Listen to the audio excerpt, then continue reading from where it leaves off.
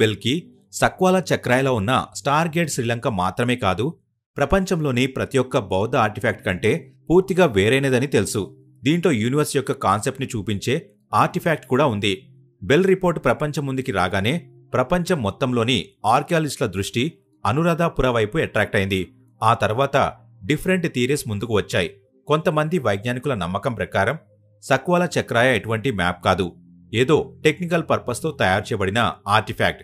వాళ్ల నమ్మకం ఏంటి అంటే ఇది మనల్ని యూనివర్స్తో కనెక్ట్ చేయడానికి తయారు చేయబడిన ఒక బ్లూ ప్రింట్ అయ్యి ఉండవచ్చు.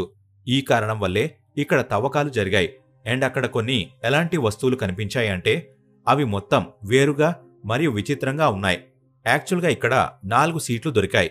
ఈ సీట్లు సక్వాల చక్రాయని ఎదురెదురుగా కూర్చుని చర్చించుకోవడానికి తయారు చేసి ఉండొచ్చు అనే మాటకి ప్రూఫ్ అని కొంతమంది నమ్ముతారు.